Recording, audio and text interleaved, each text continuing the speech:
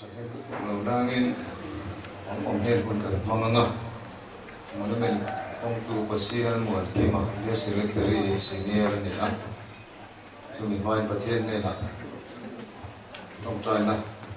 anh này pathian ne trong trai lal pa kan pathian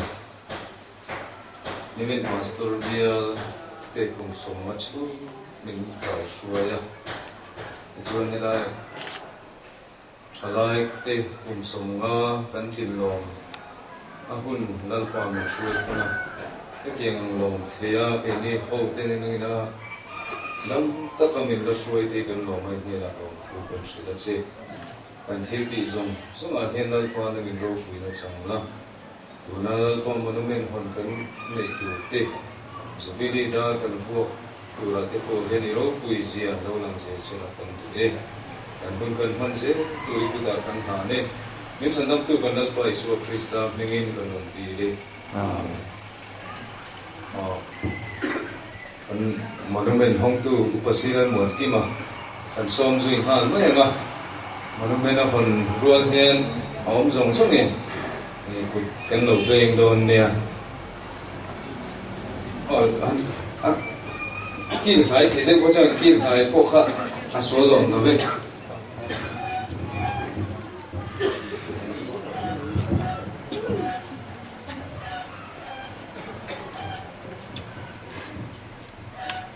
hey Vina,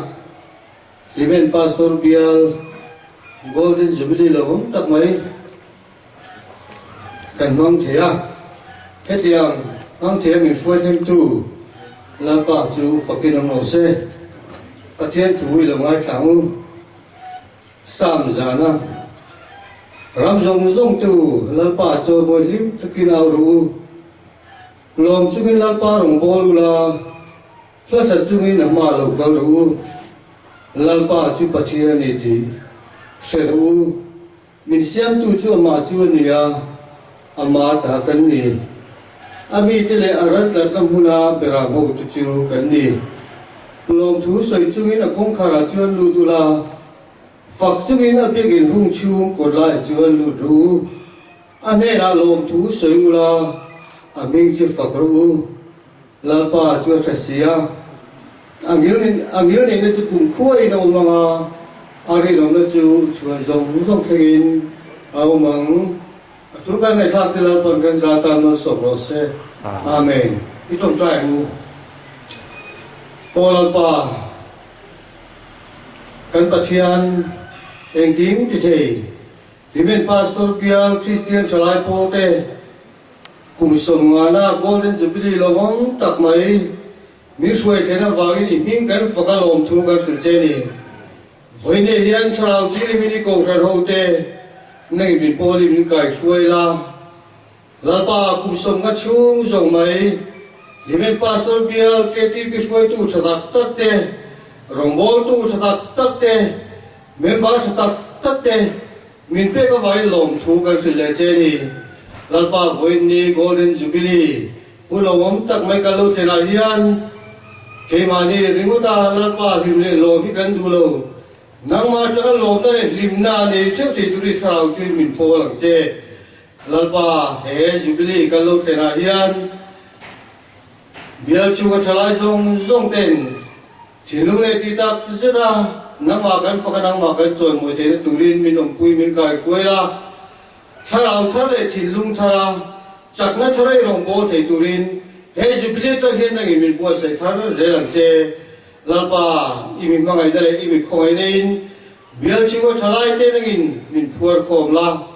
hoine ka thil ti zong po ro pui na min ma sakang che kum songa chung min suaina lungphun monument hoine hian lalpa bial Christian Chalai Polte kan phunani he lungphun kan phun te hi lalpa kum songa chung i suaina le i om pui na ni ti a chiar tu te le a bu tu te rial jela nangmaro pui le lalpa nangmaram zaw na lo ni je the turin he monument lung kan phun hi nagin mal mi som sakang che hoina kan thil ti zong zuwa nang lo pui na ron changla chu chu Isu Krista min kan om di le amen Himen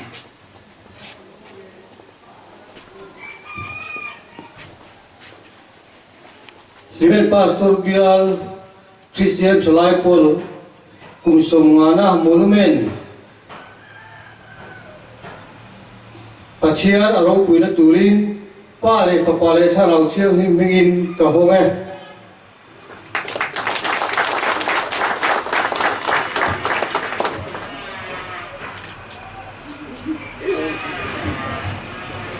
Madatikan seguridad work di angam masain the pastor ka na yan ko sa ikan ila Som na Golden Jubilee lom na dar vuakan ye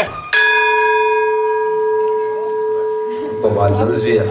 Bill Chairman, Pasir Al-Muad Kiba.